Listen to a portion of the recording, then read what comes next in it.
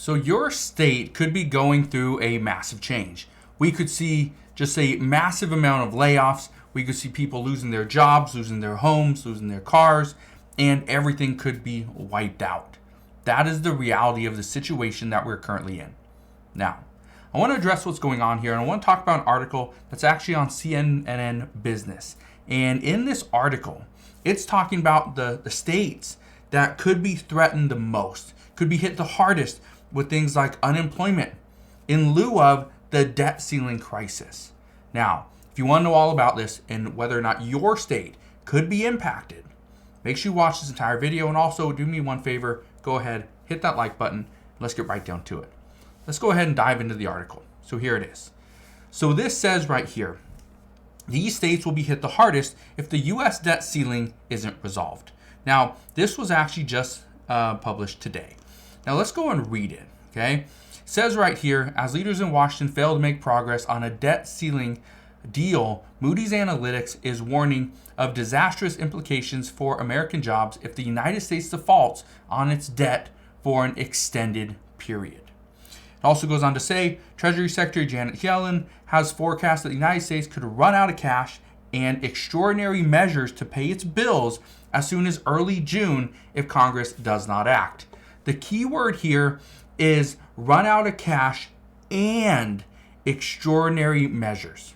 The reason why is because we would not technically default on our debts until the U.S. misses one payment. And I want to explain what that is, okay? Now, it says right here, okay, I'm going to show you this cool little graph. Now, this is showing jobs lost per 100,000 people. So obviously in these colors, this is less, so it's less of an impact. But when you get the red, like Arizona, Nevada, Washington D.C., okay, these states, these are going to be heavily impacted if the United States defaults on its debts, right? So now I want to read you a couple other things. Look at this. So I want to talk about soaring unemployment. It says the analysis spells out other widespread damage. The unemployment rate would spike to near double digits in the District of Columbia. It would go to 8.9%, California 8.7%, and Ohio 9.5%. Michigan's unemployment rate would reach 10.8%, up from 4.1% today. That's a massive change. If we see unemployment double in these states, that is going to be disastrous.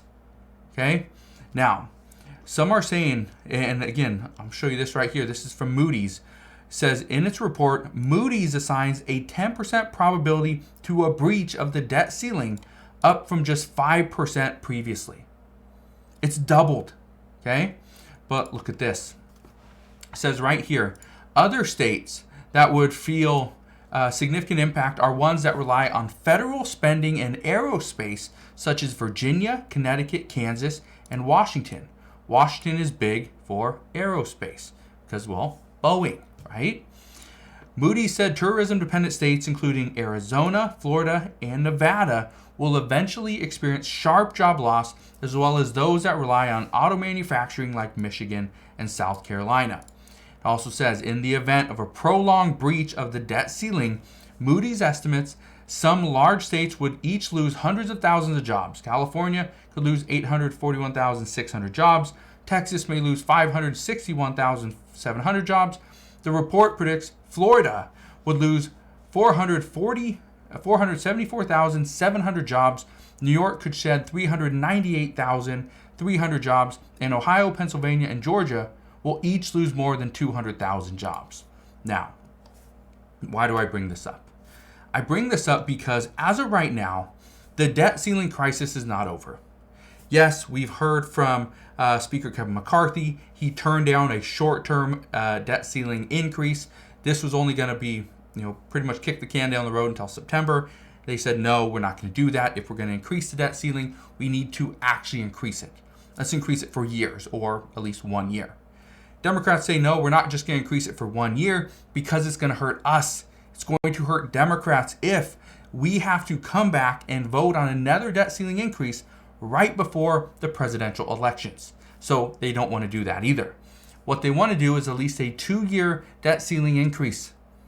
Republicans are not really going for that, but at this time, they will come back to the drawing board. They will negotiate further, and it's going to start on Friday. The problem is we only have a handful of days left.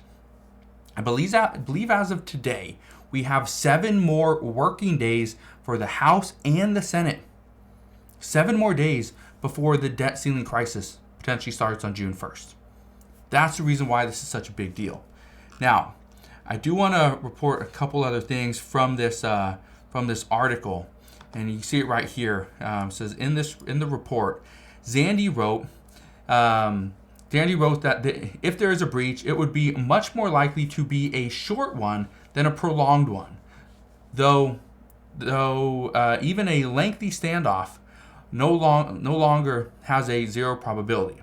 And it also says the new warning from Moodys comes a day after a meeting on Tuesday between President Joe Biden and congressional leaders ended without any progress on the debt ceiling, and that's something that we just talked about. It also says the longer it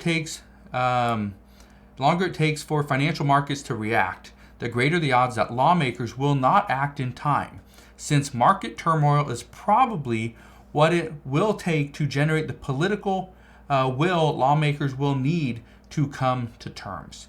Now, one other thing I just want to say when it comes to this whole issue is this. Okay, it says in an email to CNN, Zandy explained that a breach would occur if the Treasury Department fails to make a payment to any creditor on time, whether it be a Social Security recipient or an electric bill for a government building in Omaha. It doesn't matter. That's what I just said. If the Treasury Department fails to make one payment, and it doesn't matter to who, that would be a technical default. Okay? Just a single payment. It could be for $100 million. It could be for $5,000. It could be for $500. It doesn't matter. One missed payment, one on-time payment that they're missing becomes a default. That's the concern. Now, where do we go from here? Well, the biggest thing I can tell you is certain states are going to feel the impact more than others. And it's not just once we actually default. It's once we get close to that default, certain states are actually going to see somewhat of a slowdown, potentially a shutdown, if you will.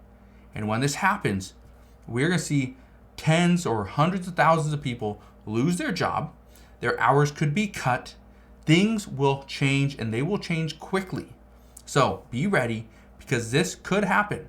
Moodys says it's at a 10% probability right now. It used to be at a 5% probability. There's others that I've seen that say it's right around 25 to 30% probable that the U.S. defaults. My only hope is we don't default, because if we do, that would be massive pain for all of us. So that's what we know at this time. As always, as I know more, I promise I'll come back on and share all the latest news and updates again. Thank you guys for watching. Consider subscribing. I'll see you guys on the next one.